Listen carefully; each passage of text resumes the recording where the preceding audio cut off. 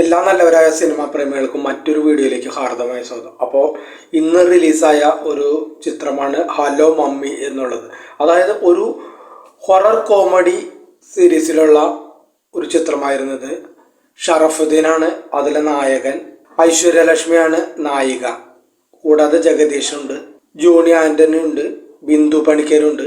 അങ്ങനെ ഒട്ടുമിക്ക ആക്ടേഴ്സും ഈ സിനിമയിലുണ്ട്. സാൻജോ ജോസഫിന്റെ തിരക്കഥ സാൻജോ ജോസഫാണ്. വൈശാഖ് എലൻസ് ആണ് ഇതിന്റെ സംവിധാനം നിർവഹിച്ചിട്ടുള്ളത്. പുള്ളിയുടെ ആദ്യത്തെ സിനിമയാണിത്.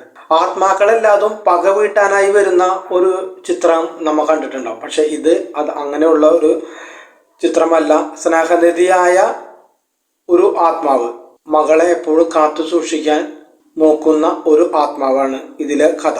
കല്യാണം വേണ്ട ബാറിൽ തല്ലുമായി നടക്കുന്ന ഒരു പയ്യനാണ് നമ്മുടെ ഷറഫുദ്ദീൻ. അങ്ങനെ വീട്ടുകാരവനെ പെണ്ണ് കെട്ടിയാൻ തീരുമാനിക്കുകയാണ്. അപ്പൊ ഒരു പെണ്ണിനെ ചെന്ന് കാണാനായിട്ട് പറയുകയാണ്. അപ്പൊ അളിയന് മാരേജ് ബ്യൂറാണ്. അപ്പൊ അളിയന്റെയും വീട്ടുകാരുടെ നിർബന്ധത്തിന് വഴങ്ങി പെണ്ണ് കാണാൻ ചെല്ലുകയാണ്. പെണ്ണ് കണ്ടുവരുമ്പോൾ അവന് ഐശ്വര്യലക്ഷ്മിയാണ് വധുവിനെ അവന് ഇഷ്ടപ്പെടുകയും അവർ തമ്മിലുള്ള സംസാരം നീണ്ടുപോകും തോറും അവരുടെ ഇഷ്ടം കൂടി വരികയും ചെയ്യണം. പക്ഷെ ഒളിഞ്ഞിരിക്കുന്ന ആത്മാവായിരിക്കുന്ന മമ്മിക്ക്, അതായത് ഐശ്വര്യലക്ഷ്മിയുടെ മമ്മിക്ക് ഇവനെ അത്രയും ഇഷ്ടമല്ല.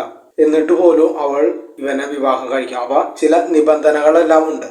എന്നിട്ട് ഇവൻ അവരുടെ വീട്ടിലേക്ക് വരുമ്പോൾ ആ ഒരു പൊല്ലാപ്പുകൾ ഉണ്ടാക്കുകയാണ്. അതായത് ഈ ഇഷ്ടമില്ലാത്ത ചില റൂൾസ് ആൻഡ് റെഗുലേഷൻസ് അവരുടെ വീട്ടിൽ പാലിക്കേണ്ടതായിട്ടുണ്ട്.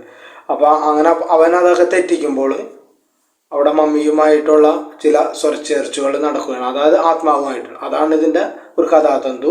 അതിനുശേഷം ക്ലൈമാക്സിലേക്ക് പോകുമ്പോൾ മറ്റൊരു ഹൊറർ സീക്വൻസിലാണ് കഥ മാറുന്നത്. 2 പാർട്ടായിട്ട് എടുത്തു കഴിഞ്ഞാൽ ഈ സിനിമയിലെ 2 പാർട്ടായി തിരിച്ചാൽ ഫസ്റ്റ് പാർട്ട് കോമഡിക്ക് മുൻഗണനയും സെക്കൻഡ് പാർട്ട് നമ്മുടെ ഹൊററിനാണ് മുൻഗണന നൽകുന്നത്. പക്ഷെ എന്നിലെ പ്രേക്ഷകന് തീരെ നിരാശയാണ് ഈ സിനിമയിലുള്ളത്. ഒരു നല്ലൊരു ഭാഗം പോലും എന്നിലെ പ്രേക്ഷകനെ നിങ്ങൾക്ക് വേണ്ടി ചൂണ്ടിക്കാനായിട്ട് സാധിക്കുന്നത്.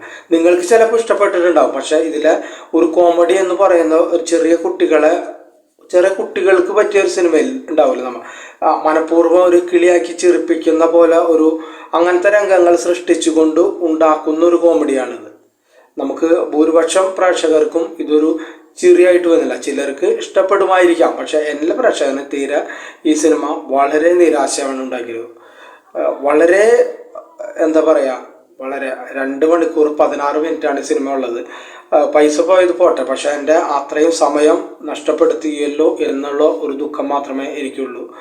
നിങ്ങൾ കാണാൻ പോകുന്നവർക്ക് നിങ്ങളുടേതായ ഇഷ്ടം പോവാം. പക്ഷെ എന്നിലെ പ്രേക്ഷകന് തീരെ ഇഷ്ടമായില്ല. ഇത് ഒന്നുമില്ല ഈ സിനിമയിൽ പറയാനോ. 3 പാട്ടുകളുണ്ട്, അതിനെക്കുറിച്ചൊന്നും പറയാനില്ല.